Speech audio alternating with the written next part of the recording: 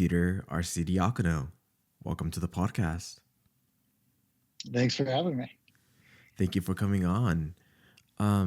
You wrote a paper, interesting paper, excellent paper, and you received some backlash about that paper, and it was about affirmative action. And I guess what I'm wondering the most is, were you expecting the backlash that you received after you wrote it? No idea at all. So this is, back in 2011, Hmm. and typical economics professor. I write papers in journals that only other academic economists read. Hmm. So it was quite a shock when that one really took off. Um, from there was a protest over it and such. And when it comes to racial relations or relations, it's a very sensitive topic because it kind of gets hard doing some studies when it comes to race and pointing out the differences in race. But those are differences that need to be pointed out. And those are things that if no one really takes a look at it, it will just keep happening, and things just will not get better. But talking about affirmative action, you were an expert witness, right? That's And right. and you're an expert witness against Harvard and their affirmative action. And so, what was the conclusion on that? So, I had the opportunity to look at Harvard's admissions data, which was sort of why I took Yeah. the case. And so, for me, a lot of the debate about affirmative action, it's not well formed Hmm. because universities hide their data.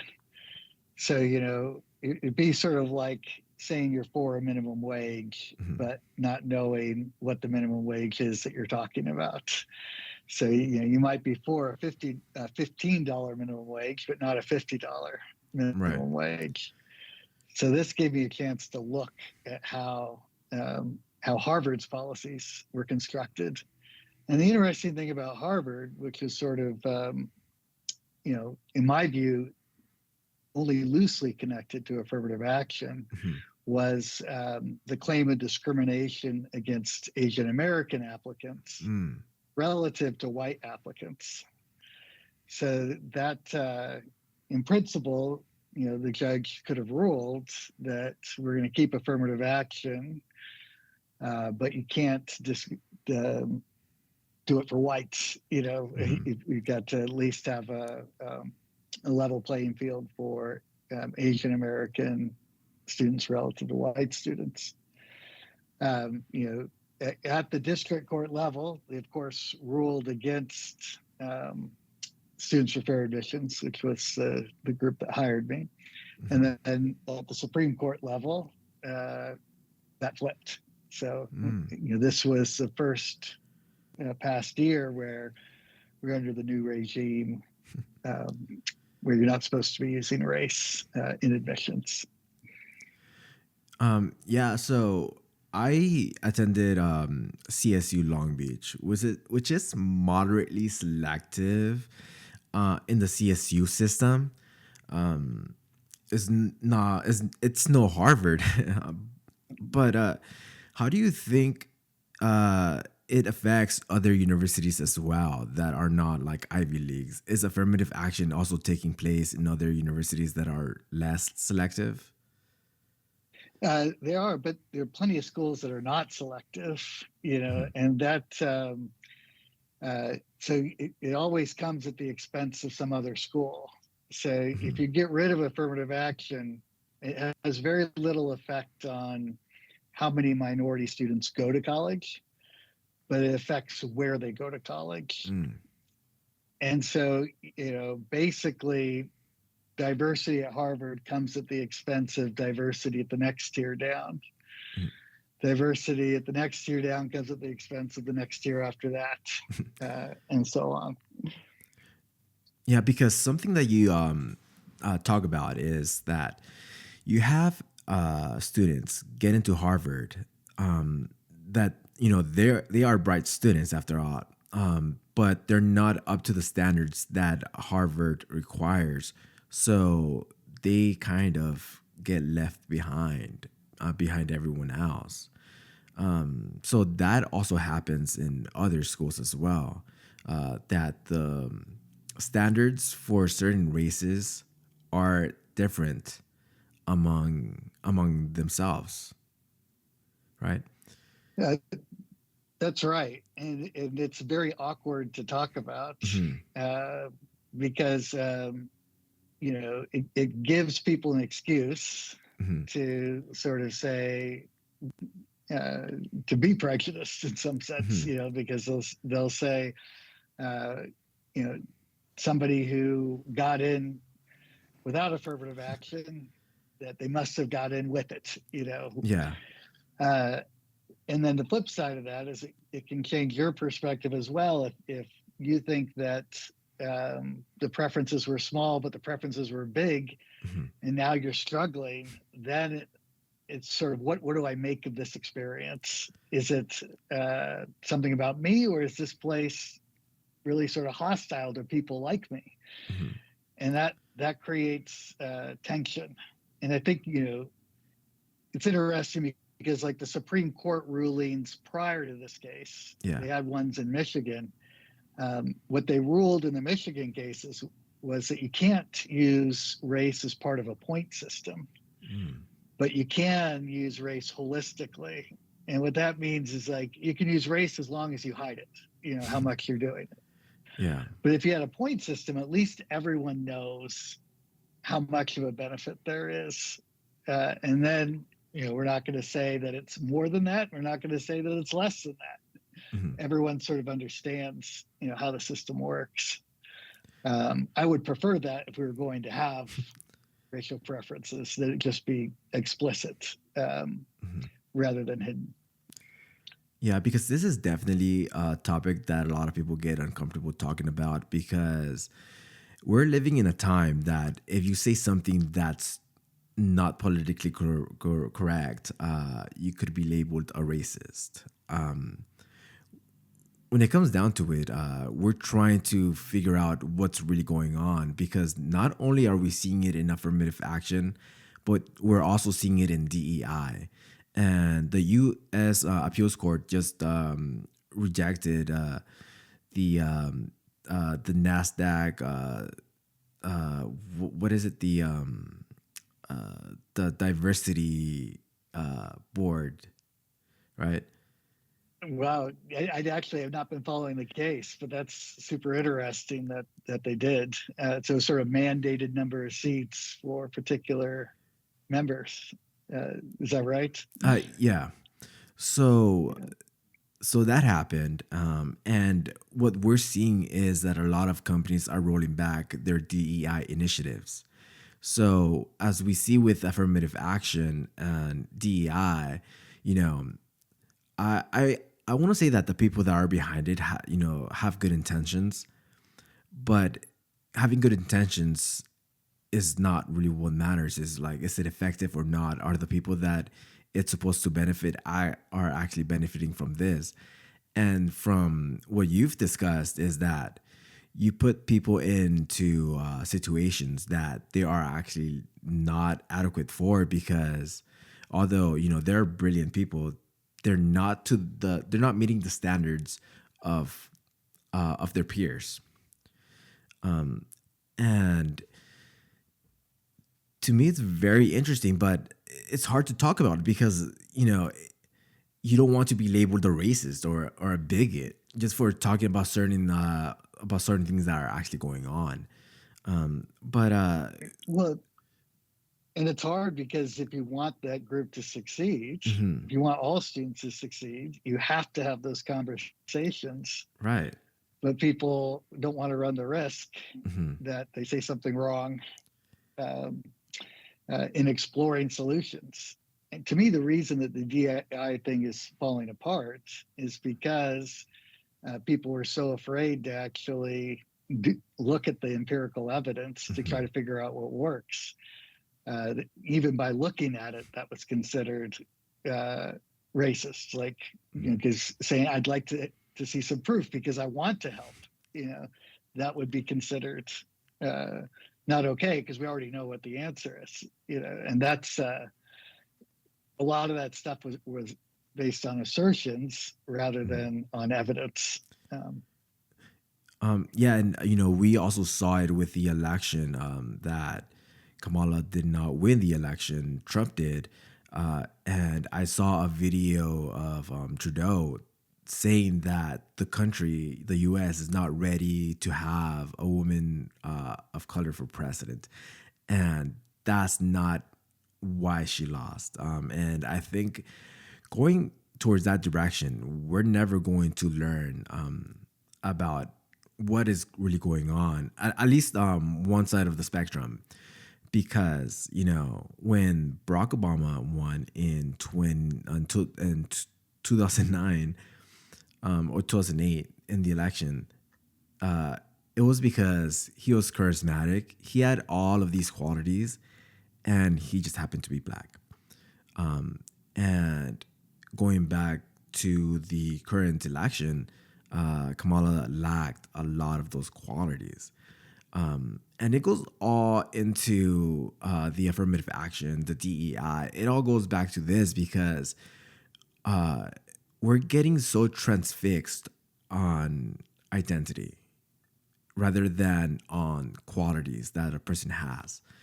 And I think that's hurting us more than it's helping us. Because of course we want to see someone of color be president, but that's not the only quality that we're looking for. And to some people, that is. yeah, that's unfortunate. And to your point, I think Nikki Haley would have done amazingly well if she'd gotten out of the primary. Um, Yeah. in that case, so I don't think it was about gender there. Mhm. And Biden put Harris in a really bad spot. When you drop out late, that Mhm. again fit with the fact that anybody who dared say that Biden was declining cognitively Mhm. uh, was labeled problematic as well. Mhm. Until it was too late. So there's a sense in which they really dug their own grave um, in that Yeah. regard. But these are discussions that we need to have, and not shy away from this.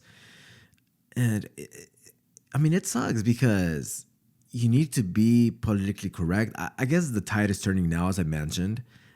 Things are changing, and I think it's a good thing. But some people may not be seeing it like that. There was massive censorship going on, and when there's censorship, it prevents information from being let out. And I think what you did is important because these are discussions that need to be had. And a lot of people are afraid to have these conversations. And it's not because someone's a racist or wants to divide people, but like what is really going on and how can we fix the underlying issue rather than just putting a blanket over it? That's right. And I think a lot of that comes down to, are you going to assume good intent Mhm. of the person that you're interacting with? And I think that in a lot of these things that's clouding a lot of the issues. So Yeah. if I say something, uh, if people are going to perceive it that it says something about my inner core, Hmm. uh, then that's going to really change the way that you say things. And so now, instead of like really trying to explore what the truth is, you're really more interested in preserving yourself. Um, and I was blessed in that regard because fundamentally, Hmm. my episode happened in 2011, and that was far enough back that I didn't have to pay a big price. Yeah. in comparison. And I became inoculated, because Mhm. once you go through something like that, they can't hurt you in the same way, Mhm. particularly if you continue to treat them with dignity and Mhm. respect. So to me, um, to the extent that somebody was going to come after me, it was my job to try to meet them where they're at Mhm. and to love them anyway. Um, which that's what I feel like my faith calls me to do. Yeah. But it turns out to be a good move. you Mhm. know? No, yeah, Uh, definitely. And so we know what the issue is, right? Going in and before you wrote the research or before you researched this topic, um, how did your mind change? Was there something that actually stood out to you that you were not really sure about before you delved into the topic? Oh, I think, at any time, what I love about being an academic is Mhm. that you shouldn't be sure of the answer. Mhm. You're going in saying, well, I have an idea. A lot of the things that started out my own research was on choice of major. And it was Mhm. because of my experience, starting out in chemistry. And I was doing fine in it, but Mhm. I didn't really like the labs. Mhm. I took an economics class. I was like, wow, this is so much easier for me, you know. And how much of that was I just think like an economist. I think that was part of it. But I think the expectations were also different. And Mhm. then thinking, well, how true is this across uh, different majors? Mhm. What are the expectations different? And you do see it. The majors that give the highest grades are also the ones that have the lowest study times. Mhm. Uh, so but that's what I love about my job is being Yeah. able to explore things and let the data tell you. It's sort of the opposite of being a lawyer. If you're a lawyer, you have an end in mind and you need Mhm. to get to that end. Mhm. If you're an academic, ideally, you're looking for the truth wherever it takes you. Yeah. Yeah. Yeah, because it's funny that you say that because when I went to community college before I went over to CSU Long Beach. And I was never really a good student. So when it came time to pick a major, I was going to go into something easy, and I was thinking going into journalism, and uh, good thing I never actually went through with that. Um, I don't think I would be very happy pursuing a degree in journalism because I always shied away from hard topics, and then I just came to realize like, what the hell am I doing? So I went into finance. Um, and have in mind, I was never really good at math, but I forced myself to get good at it and to understand finance and to understand these concepts and everything. But what did you really find about the difference in in uh, in the majors that students choose? Well, lots of students come in wanting to major in finance. They want to major in the sciences Hmm. and such. And part of the reason for that is those majors do pay better Hmm. than the other ones. And as a result, demand for those majors is really high. Hmm. So, you if you're in a major that's low demand, Hmm. then you you might want to figure out ways to increase your enrollment. Um, and I'm quite sympathetic to this. Of course, as an economist, we're always thinking about incentives. But when I first got to Duke, I didn't have anyone sign up for my grad labor class, Mm. and that would have meant preparing a whole new undergraduate class. Yeah. So I bribed two students to take my class. And the way I bribed them, not with money, because that Right. would be bad. I said, what we're going to do, the class is going to be, we're going to write a paper together. Um, Hmm. and that was great for them, because it was a rigorous academic exercise where it helped them with their future careers. But, I was thinking, how can I get my enrollments up? What do I have to do? And what do you know? They both got A's. Hmm. in the course, uh, it, you're going to do what it takes to make sure that your course floats. Hmm. But the problem with that is implicitly universities are bribing students to Hmm. go into low paying majors. And I think it's worse than that in the following sense. You figured out that finance was going to pay well, Hmm. but a lot of the messaging that universities give is that your majors don't matter. And that's just not true. They Hmm. definitely, Oh they yeah. definitely matter for your earnings. Arguably, they're more important than college quality.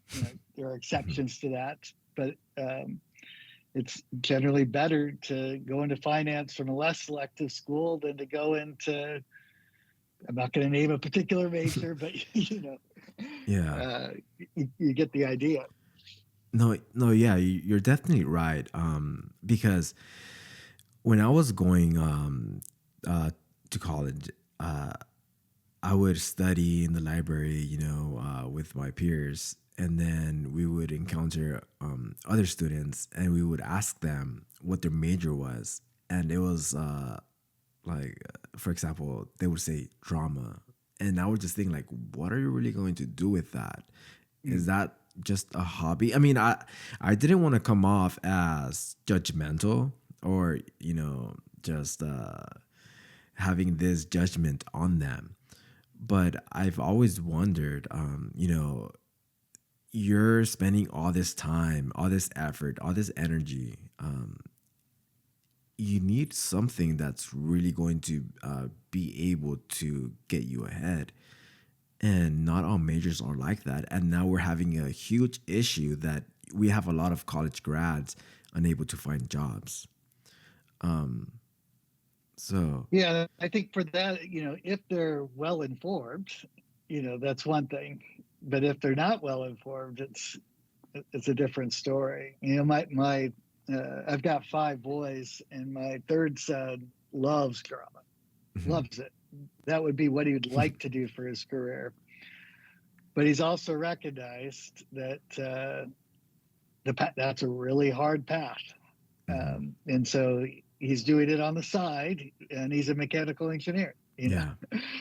Uh, so if he decided to do that, I would have been okay with it, Mhm. provided he was aware. Yeah. Um, it's making it not understanding Mhm. the risks and such.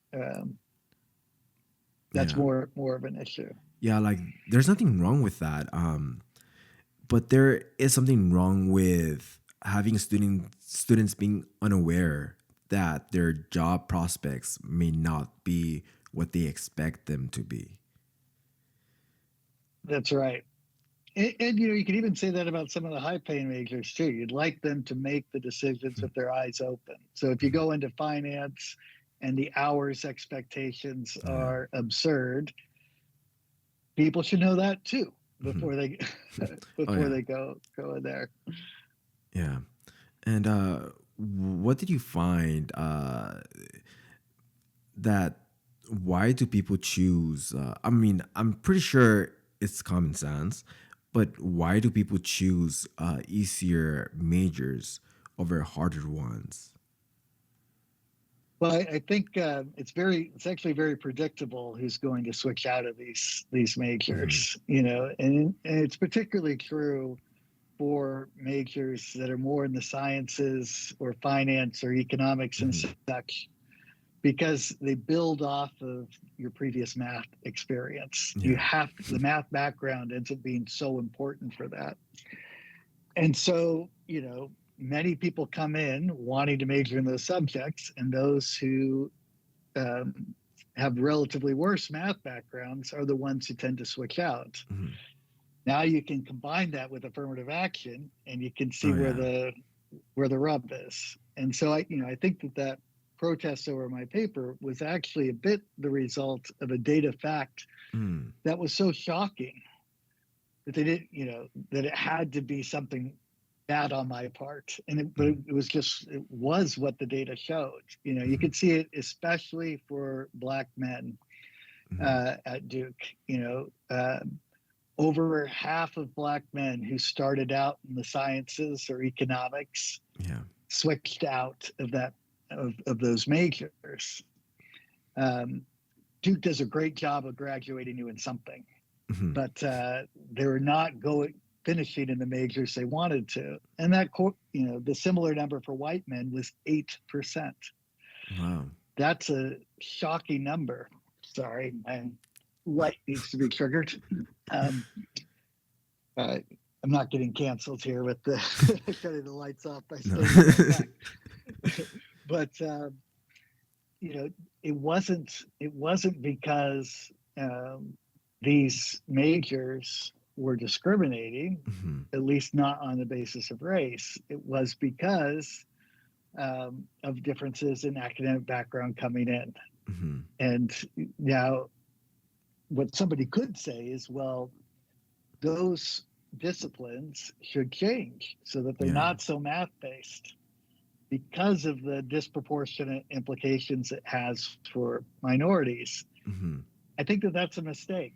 I think that the math is there not to weed people out, but because it's important to the discipline.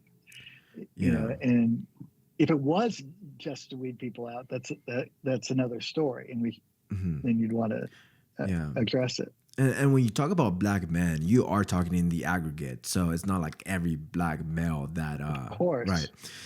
Um And that's what also gets economists in trouble, because we make statements that are on average yeah. statements, not about, they're always Hmm. stars across the board. Yeah. And okay, so I forgot what I was going to ask. Um but so how do they get away with this, or do different races have different standards, or is there just a overall standard that is lowered for certain classes of people to be able to meet those standards? So because of the legacy of discrimination, Hmm. and the differences in wealth prior to college, people are having really different experiences before Hmm. college. And because Duke is in lots of places, um, they want racial diversity. Hmm. But if you look at, the test scores across races, they're pretty wildly different. I Hmm. don't believe that that's a gene story. I think it's what's happening prior to college. That could be both happening in the K through 12 education, but also what's going on at home, in terms of Hmm. what priorities. And I say that, you know, because when you look at the data, if you look at the share of Asian Americans who get a 1400 or higher on the SAT, Hmm. it's 24%. Oh. For white students, it's 8%. Mm. And for Black students, it's 1%. Those are like massive differences in these SAT scores. Now, Yeah. there's different reactions to that. One is, well, the test scores are racist. Uh, uh, but I don't think that they actually do predict well, especially the SAT math score. Um, the other is, this is a problem that we need to fix, and there's been people who have done a good job showing how to fix it. Roland Pryor being one of them. Mhm. Uh, that's where we ought to focus our time. We can't just pretend that everything's fine Mhm. beforehand. And that's when people come out and they don't want to face the facts, and they call these test scores racist. So the standards are just lowered across the board, in order for certain classes of students to be able to meet those, right?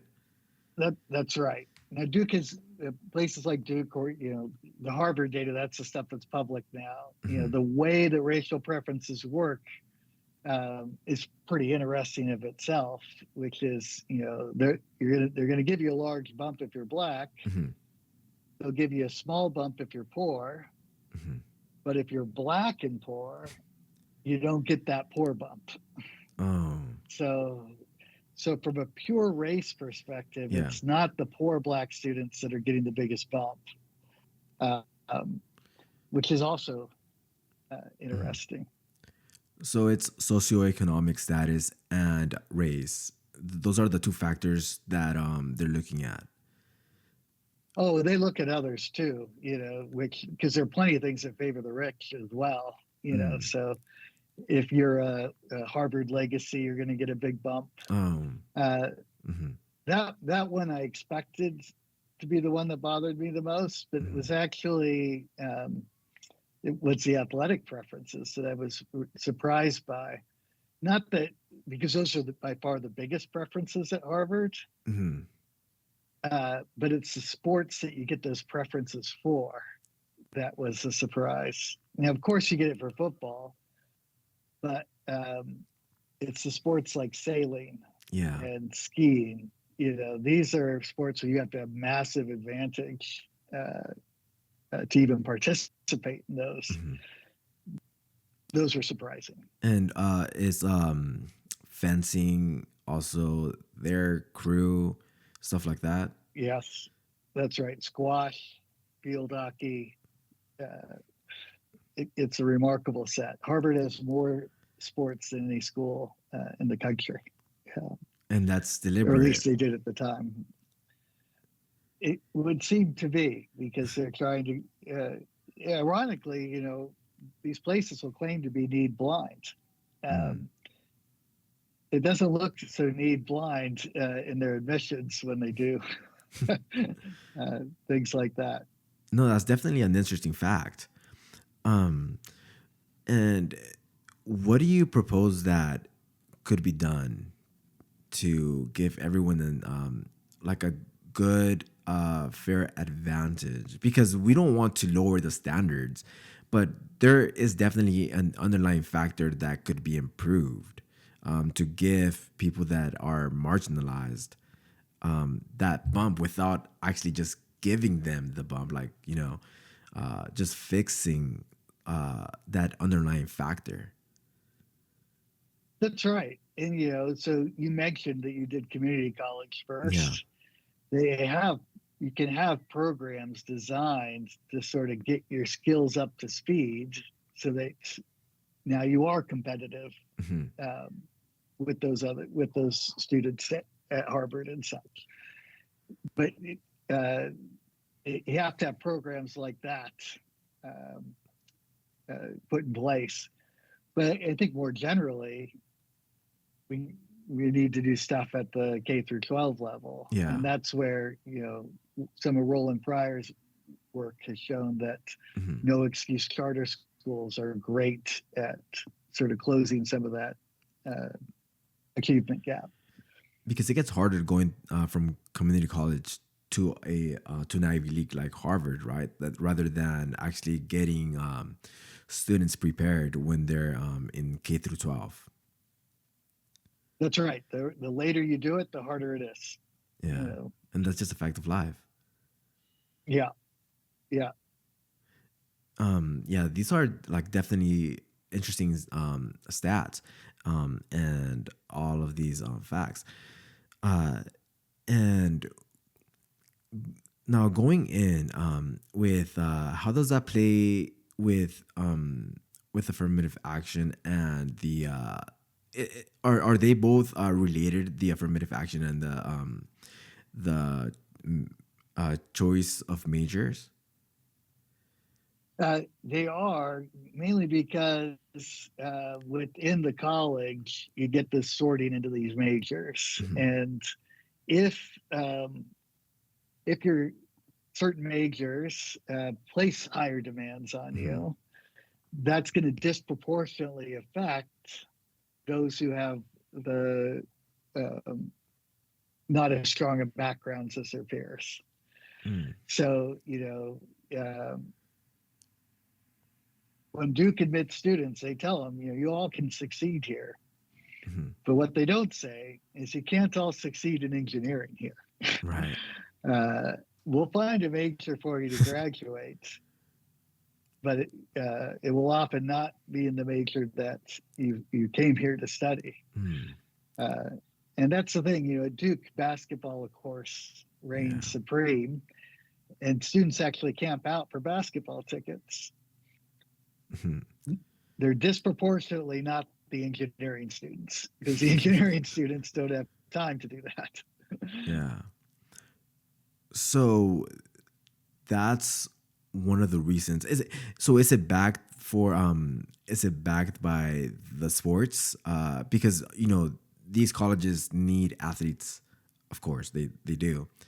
So they have certain programs for athletes because I assume if someone's playing a sport, they're going to be investing a lot of their time in that sport rather than studying. So they have easier courses for them to take to be able to be in the college's sports team.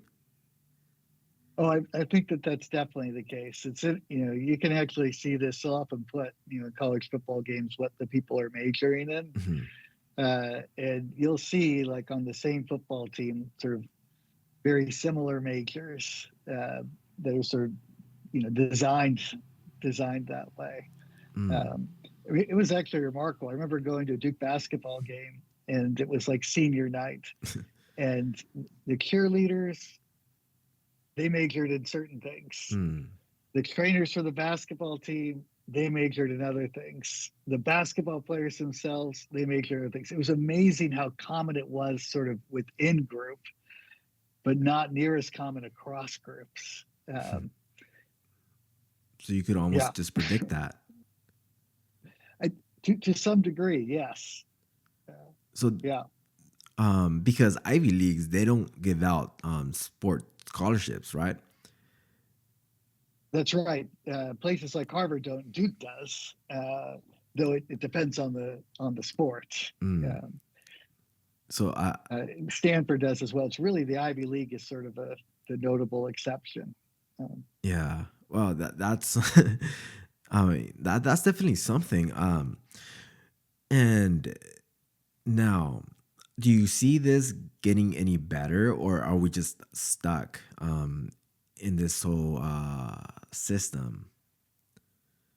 I so since the Supreme Court ruling, I think that there are two paths, Mhm. and some universities I think are taking one path, which is okay.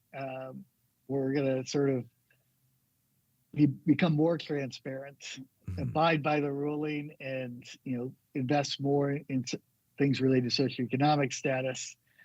Uh, and then other universities are like, we're going to become less transparent. Uh, and to me, I think that's really the um, where we're at. We ought to be using the data Mhm. to help the students, and Yeah. I don't feel like universities are doing that right now. Mhm. I think this movement away from standardized tests by some schools is a bad one. Um, I feel like the tests really do signal what skills you've already accumulated. And frankly, the idea of schools not looking at particular information Mm. seems very anti-intellectual. Like, you ought to be able to use the information appropriately. Um, but to me, I'm hoping that a school will say, okay, I want to increase my minority enrollment. In order to Mhm. do that, I need to show with our data that this is a good investment, Mm. and use that data to show you come here, you're going to do well. Yeah. Uh, I don't feel like right now that happens. Mhm. Because from your findings, minorities do tend to overall tend to major in easier courses and easier for easier degrees, right? They certainly.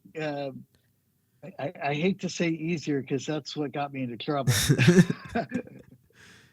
Yeah, But that's a fact is that's a relative statement. So of course, less some majors challenging. are going to be easier than others. Yeah. So yeah, it's a certainly semantics thing.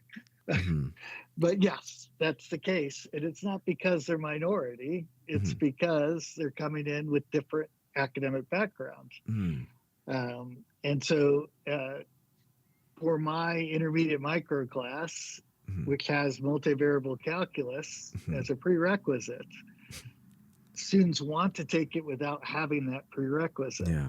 And I tell them, you can do that, but you're going to have to work harder and probably for a lower grade because it's helpful to have those skills. Yeah. That's the reality. You come in less prepared, it's going to be the case that you're gonna have to work harder for worse grades. Right. As long as we're honest with the students, they can make up their own mind. It's the not being honest with students that I have a problem with. Yeah. And what was it that got you actually interested in researching affirmative action and how it all differs between races? Well, it really was motivated by that choice of major. You know, Mm. my own experience seeing how the classes were different in chemistry Mm. versus economics versus other topics, and thinking, well, if that's true for me, is it true for other people? And then as soon as you see that and see that, oh, at every school, Hmm. uh, the sciences are the weed out classes. Well, it's not that much of a leap to then say, if affirmative action means that you're coming in with lower test scores, you're going to be more likely to be in the weed out group. Hmm. So there's that connection there. Uh, it doesn't mean there can be benefits and costs to affirmative action, Hmm. but it's a recognition of one of the costs may be what happens with your major. Yeah. I mean, it's it's something that it's more prevalent now than ever because we continue to see it. When was the first time you actually jumped into this topic? So it came about fairly early because I'd done my dissertation was on choice of major Hmm. and how people make decisions as they get more information, and then that sort of naturally led me to the next paper being on affirmative action in that regard. Uh, but what was not, back in 2011, that was sort of when I wrote the paper using the Duke data. And that was Hmm. nice because to have the detailed information from one school allowed me to say more than what I could do, Hmm. you know, with more national sample Yeah, where you don't really know enough about the schools themselves. because this was not an opinion piece; it was data that was showing it. That's right. That was my view. uh, Certainly. And I guess I do have another question because we talked about socioeconomic status and we talked about race, but how does sexual orientation play into it? Is it also a factor? I strongly suspect that it is, um, but we've never had the data to look at that, Hmm. um, and that and not just sexual orientation, but gender identity. You Right.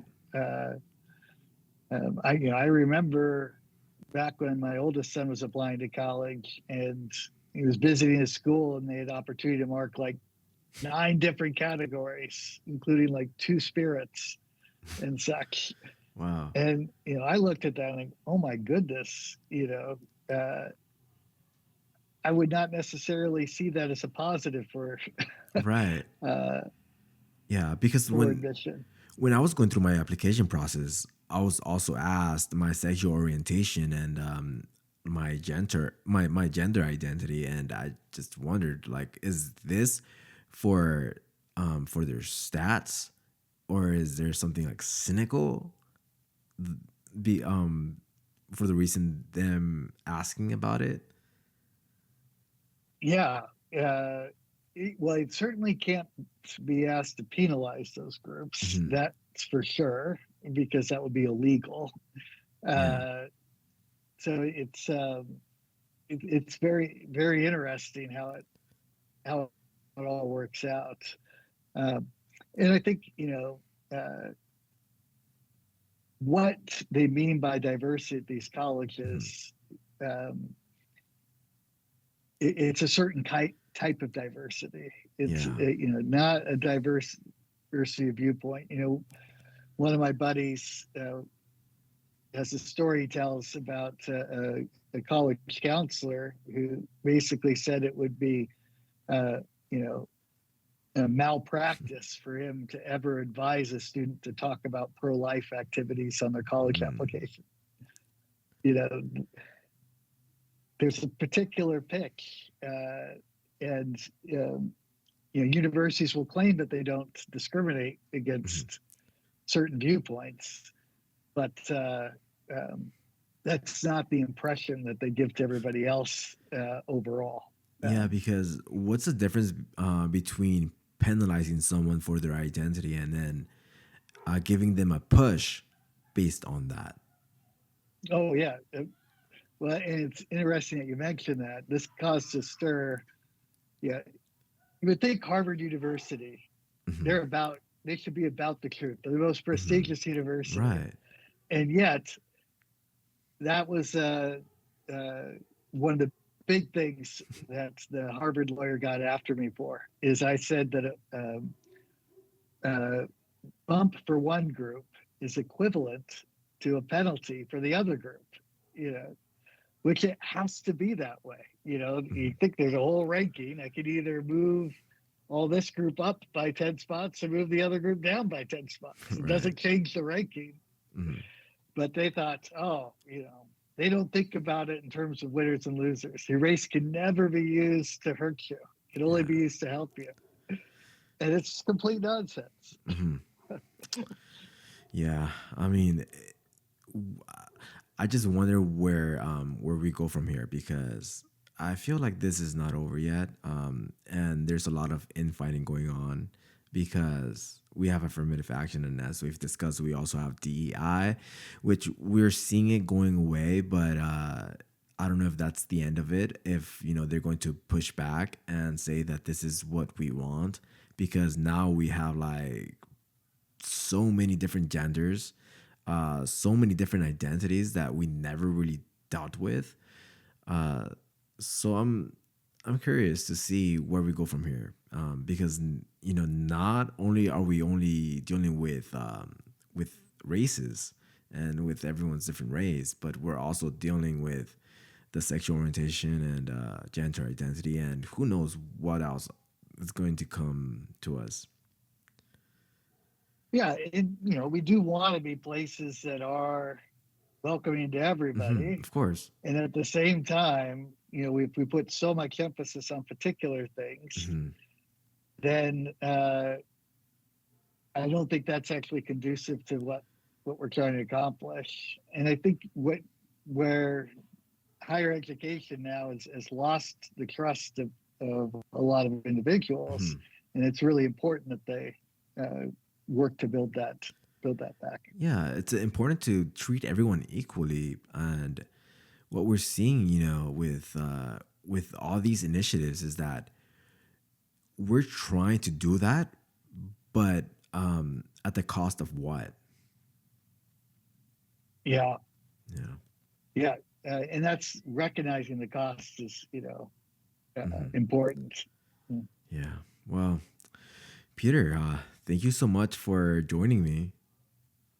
Yeah, it was great. It was good to talk with you. All right. Well, Peter, thank you for coming on.